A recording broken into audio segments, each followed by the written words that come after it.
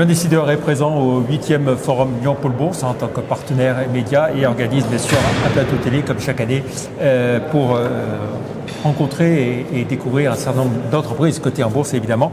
Et nous accueillons à présent Benjamin Bruno, directeur financier de Genoway. Bonjour. Bonjour Jean-Pierre. Société lyonnaise bien connue de biotechnologie, spécialisée alors dans les modèles précliniques, génétiquement modifiés, les souris, les rats notamment.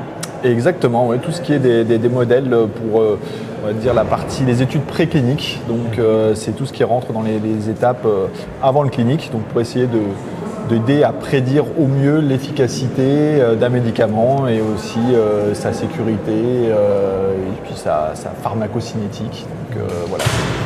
Et on essaie de construire des modèles les plus prédictifs possibles. Voilà. Quelle taille aujourd'hui Genoway en effectif Alors Genoway aujourd'hui c'est 156 personnes, donc ça grossit d'année en année. On a fait plus 10 personnes par rapport à l'année dernière.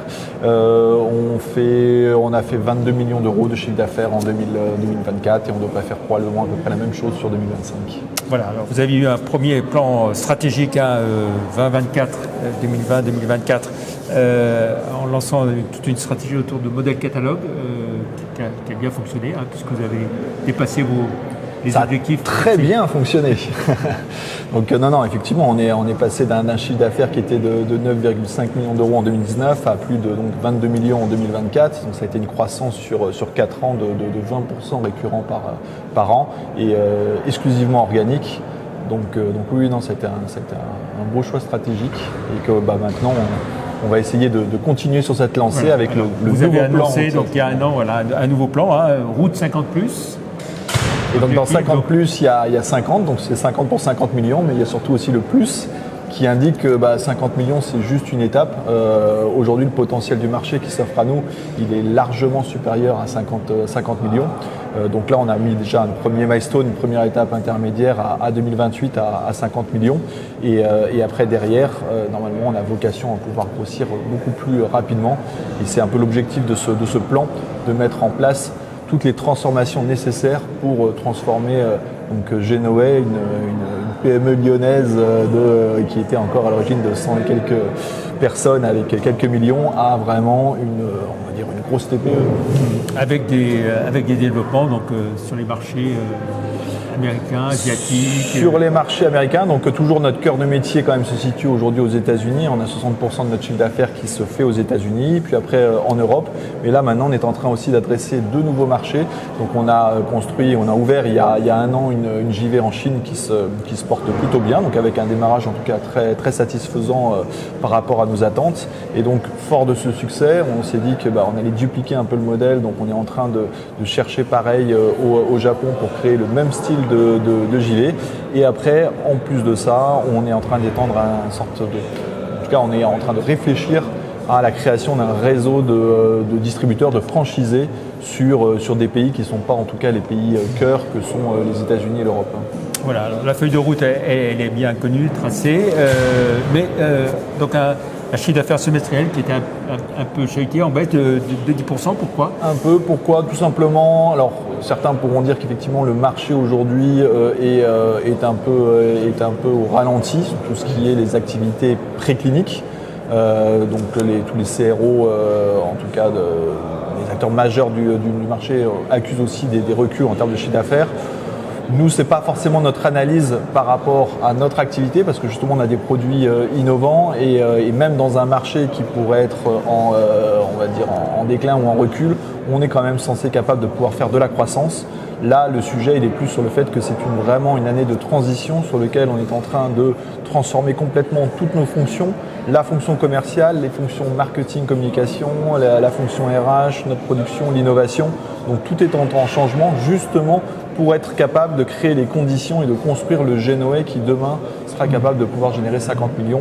Donc ça, et d'un point de vue typiquement même commercial, c'est beaucoup de changements, c'est de la réallocation de comptes, donc voilà, c'est ni plus ni moins le fait qu'on ne peut pas être au four et au moulin et il y a beaucoup de sujets en interne qui sont nécessaires. Mais d'un autre côté... Alors sur ce chiffre d'affaires semestriel, vous aviez dit on sera entre 9 et 10 et vous êtes à 9,6 millions.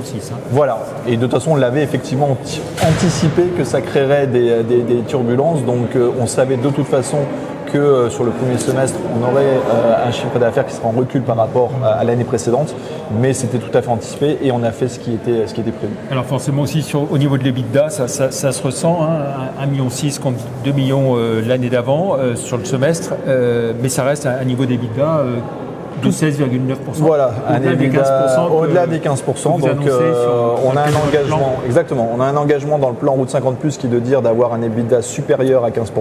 Donc au final, peu importe s'il y a de croissance ou décroissance, notre engagement c'est de maintenir cet EBITDA, cette profitabilité à au moins 15%.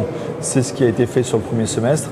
Et j'ai envie de dire, l'autre élément qui est peut-être un peu important, c'est que oui, il est légèrement en baisse, mais au final, très peu en baisse par rapport en fait, à une baisse du chiffre d'affaires de 10%, tout simplement parce qu'on a été capable, parallèlement à ça, et du fait justement de notre réorganisation, de retravailler sur nos process et de gagner en productivité et donc de faire des gains significatifs puisqu'on entrevoit en tout cas sur 2025 de réduire de pratiquement 800 000 euros notre base de coûts et de continuer ces efforts sur 2026 et de réduire à nouveau de 1,4 million d'euros notre base de coûts. Ce qui fait qu'en moins de 2 ans, on aura été capable de réduire de pratiquement 25% nos coûts variables par rapport à nos processus de production.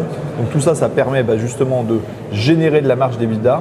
Et cette marge d'EBITDA, on va l'utiliser pour justement construire la croissance de Génoët. Donc on va l'investir immédiatement. L'objectif étant toujours maintenu de dire je fais plus de 15%, mais au-delà de 15%, j'utilise cette marge pour justement alimenter ma croissance. Et vous savez déjà que vous avez un carnet de commandes qui est bien rempli. Voilà, exactement. Ça commence on commence à avoir récolter les premiers fruits de cette transformation. Et là, en tout cas, ce que j'ai comme remontée des équipes commerciales, c'est qu'ils sentent un petit frémissement au niveau des discussions qu'ils ont avec leurs clients, au niveau de l'arrivée de nouveaux prospects.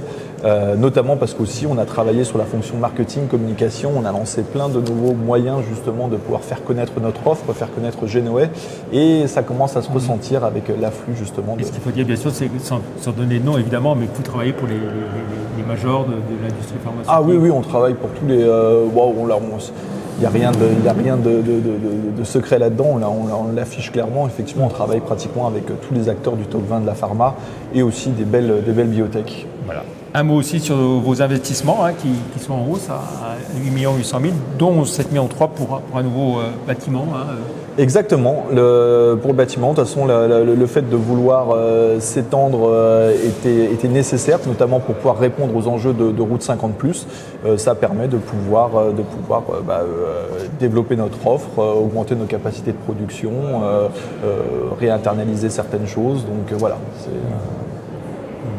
Une prévision sur l'ensemble de l'exercice 2025 prévision de 2025, c'est comme ce qu'on a communiqué, en tout cas dans nos résultats hier. Donc on considère qu'effectivement l'année 2025 sera une année de transition, donc à peu près flat par rapport à l'équilibre, par rapport à ce qu'on avait fait en 2024. Et en termes de profitabilité, on maintient toujours une marge d'EBITDA supérieure à 15%. On s'y tient. Très bien. Ce forum, pour vous, il est important évidemment. Ça permet effectivement de rencontrer en tout cas les investisseurs, des nouveaux, ceux qui sont déjà actionnaires et qui nous suivent. Donc c'est un bon moment d'échange et puis en plus ça se fait à Lyon, donc c'est parfait. Merci beaucoup Benjamin Bruno, directeur financier de Génoët, d'être venu sur le plateau de Bourse et Valeurs à l'occasion du 8e forum Lyon Pôle Bourse. Merci, au revoir.